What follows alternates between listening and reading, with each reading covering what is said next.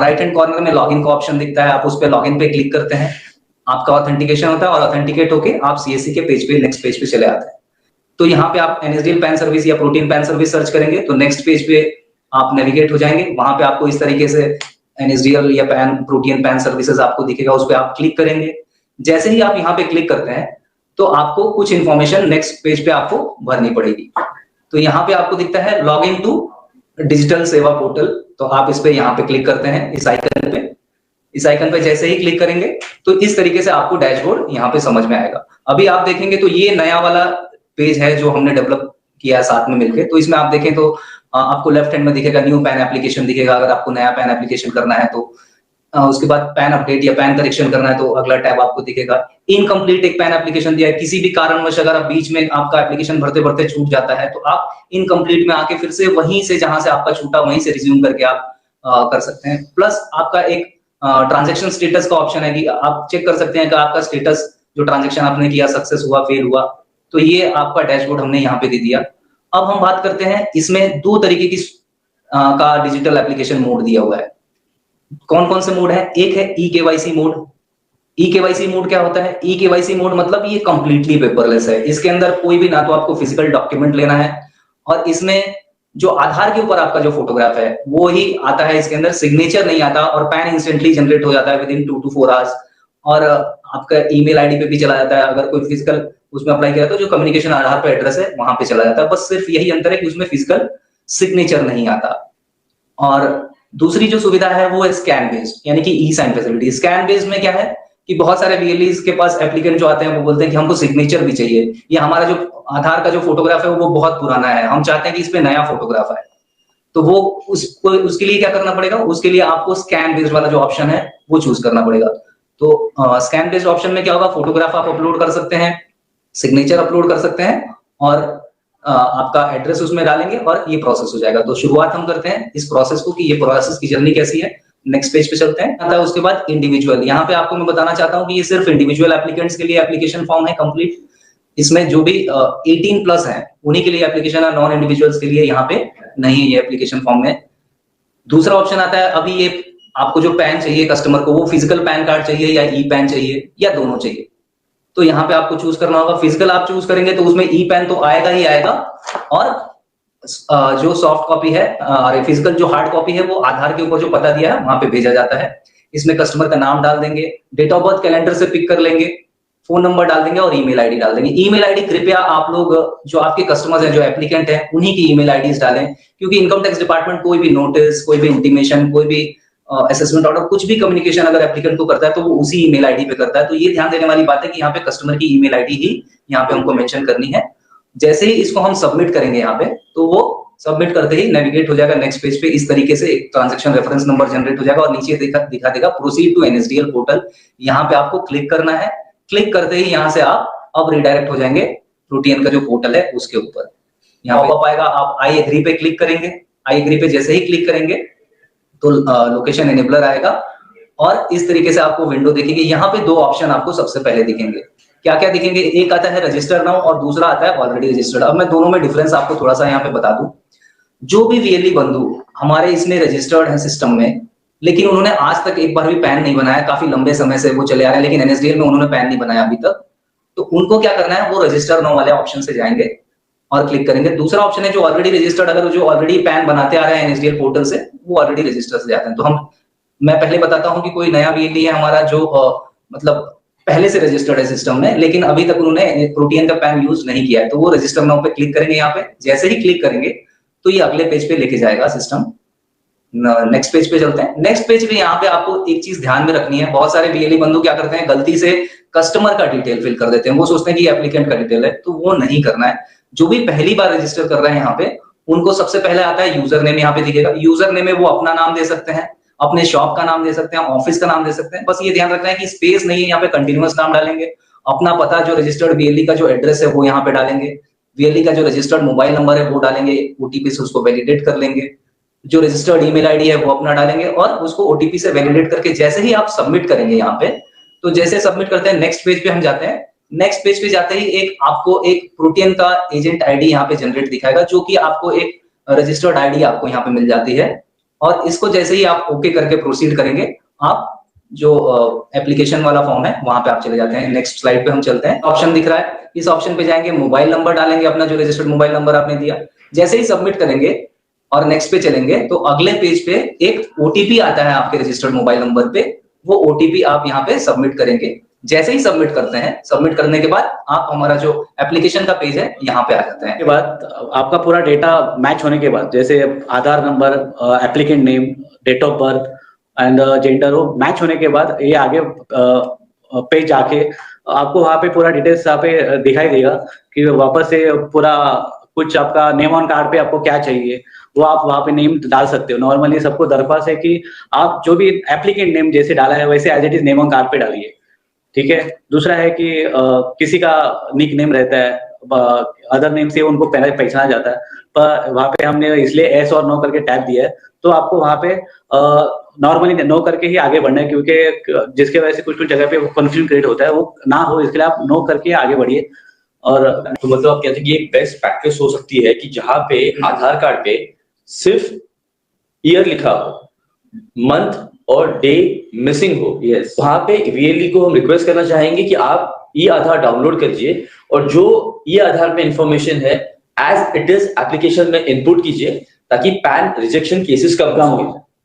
E KYC में आपको address डालने की जरूरत नहीं है, क्योंकि ई केवाईसी में पूरा जो आधार के ऊपर जो एड्रेस लिखा होता है वो एज इट इज हम फेच करके लेके आते हैं, और उनको खाली उनके एरिया का पिन कोड डाला तो हम ऑटोमेटिकली जो उनके पिन कोड के बेस पे जो उनका आयोग कोड आता है वो ऑटोमेटिक अपने सिस्टम में फेच होके आता है, तो उनको ढूंढने की जरूरत नहीं है।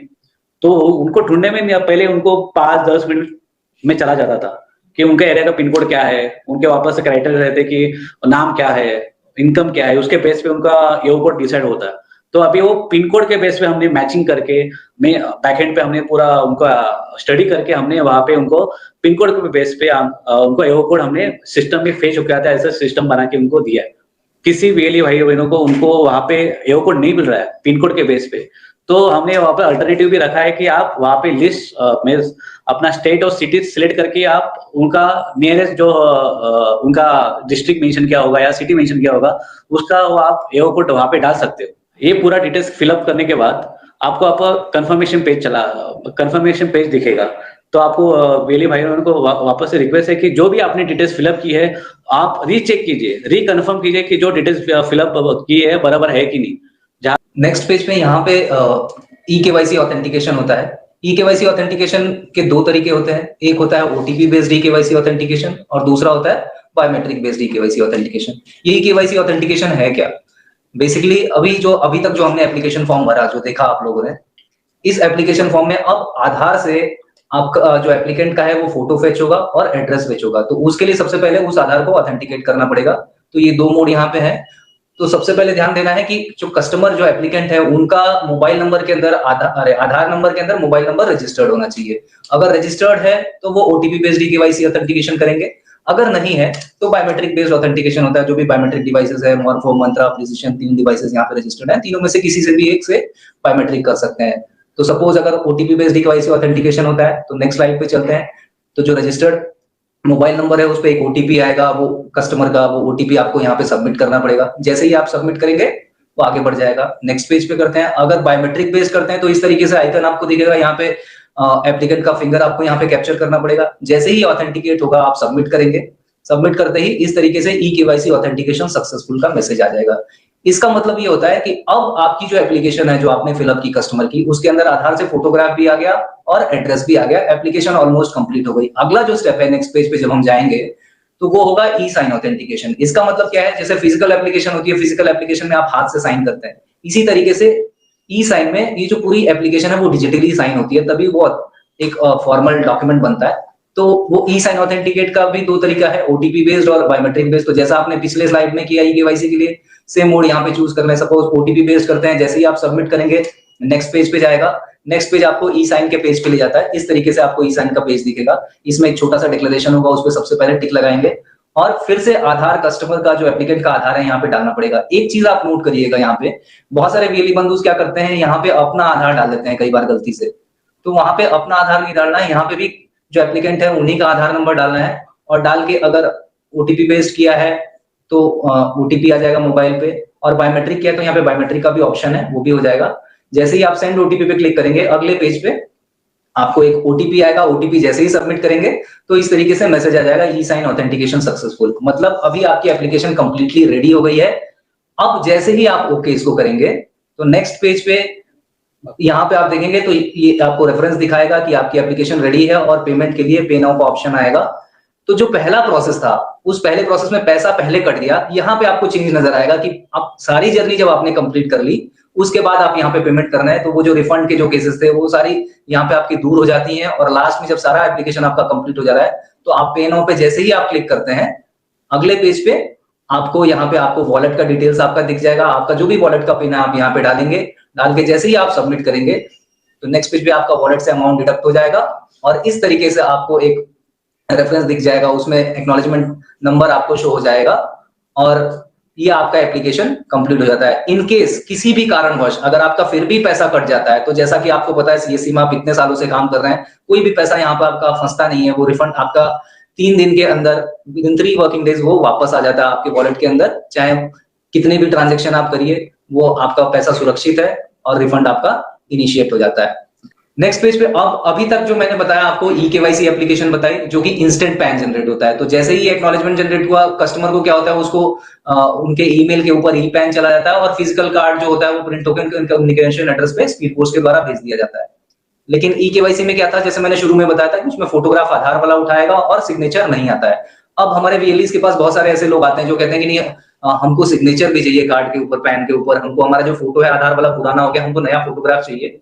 तो इसके लिए क्या है, ये हमने स्कैन बेस्ड ऑप्शन बनाया। स्कैन बेस्ड में सारा प्रोसेस सेम है। आप देखेंगे तो एप्लीकेशन टाइप यहाँ पे दिया हुआ है, तो न्यू है या करेक्शन है दोनों किया जा सकता है। इंडिविजुअल कैटेगरी चूज की जाती है। यहाँ पे भी आपको ध्यान रखना है कि आधार नंबर आप फिर से एकदम प्रॉपर तरीके से डालें।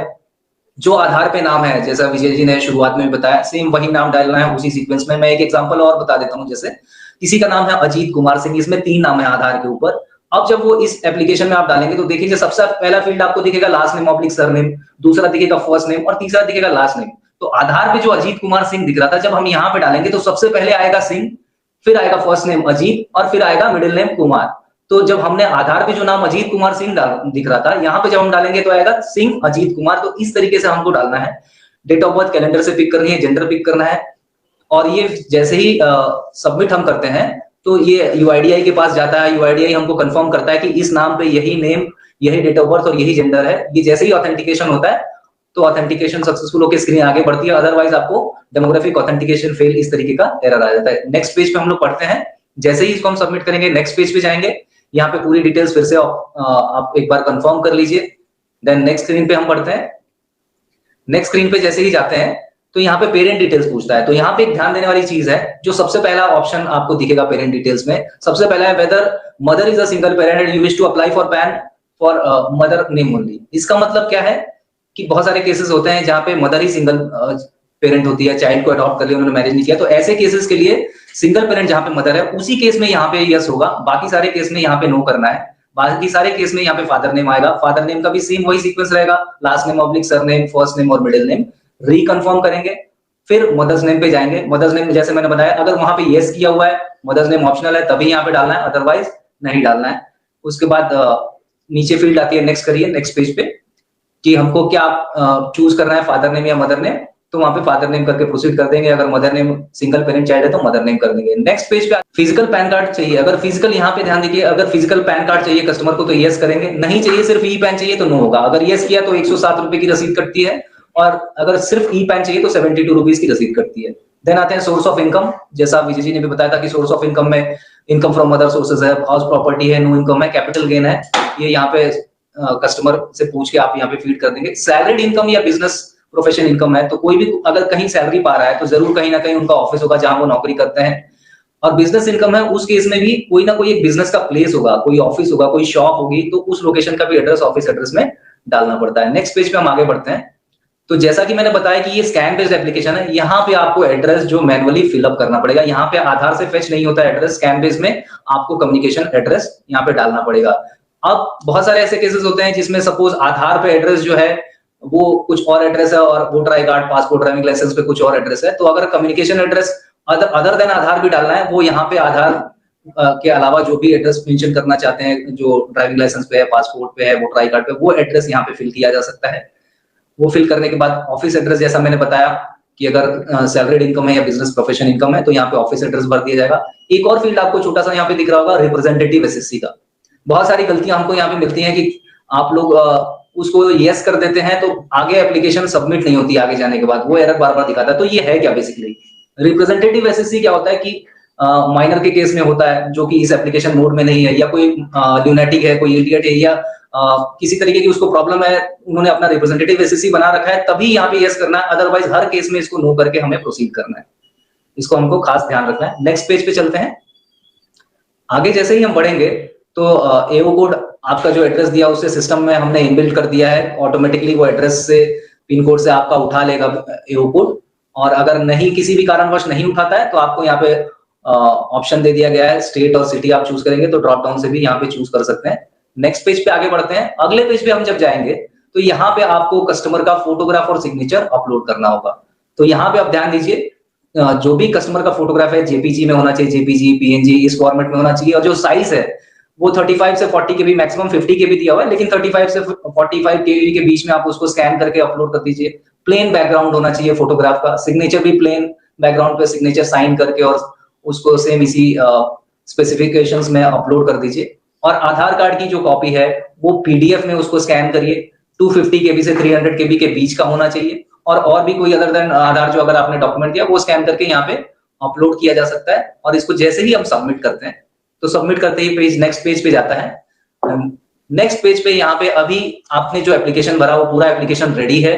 फिर से जैसे मैंने बताया था कि पेपरलेस एप्लीकेशन को एक साइन करना पड़ता है ताकि वो लीगल बन पाए। तो वो साइन के लिए फिर से हम यहाँ पे ई साइन करेंगे। ई साइन करने के दो तरीके हैं, ओटीपी बेस्ड और बायोमेट्रिक बेस्ड। तो अगर मोबाइल नंबर आधार नंबर के अंदर रजिस्टर्ड है तो ओटीपी बेस्ड कर लेंगे, नहीं है तो बायोमेट्रिक बेस्ड कर लेंगे। जैसे ही ये अगर आधार नंबर हम लोग इसमें मेंशन करते हैं स्क्रीन पे और जैसे ही सबमिट करेंगे तो ओटीपी आएगा। ओटीपी डालते ही ये ऑथेंटिकेट होगा और नेक्स्ट पेज पे आपको इस तरीके से मैसेज आ जाएगा, ई साइन ऑथेंटिकेशन सक्सेसफुल। और अब देखिए इसमें भी आपको पे नाउ का यहाँ पे ऑप्शन आ रहा है, यहाँ पे जाके आप पेमेंट कर रहे हैं। तो जैसे ही आप पे नाउ पे क्लिक करेंगे नेक्स्ट पेज पे रिडायरेक्ट हो जाएंगे, वहां पे आपको वॉलेट का अपना पिन डालना है। जैसे ही पिन डाल के यहाँ पे सबमिट करते हैं आपका ट्रांजेक्शन ये कंप्लीट हो जाता है। नेक्स्ट पेज पे बढ़ते हैं। नेक्स्ट पेज पे आपको पूरा एक्नॉलेजमेंट दिख जाएगा। इस एक्नॉलेजमेंट जनरेट होते ही आपको ईमेल पे एक सॉफ्ट कॉपी चली जाती है पूरे एक्नॉलेजमेंट की, और जो पूरा फॉर्म भरा हुआ है वो कस्टमर के पास दोनों चीजें चली जाती हैं। इन केस अगर किसी भी कारण से ये यहाँ पे रिजेक्ट होता है तो जैसा मैंने बताया कि 3 दिन के अंदर आपका जो पैसा है वो रिफंड हो जाता है। और जो कार्ड है इस केस में भी कार्ड आपका प्रिंट होगा, कस्टमर के जो उसमें जो रेजिडेंशियल एड्रेस है उस पते पे भेज दिया जाता है स्पीड पोस्ट।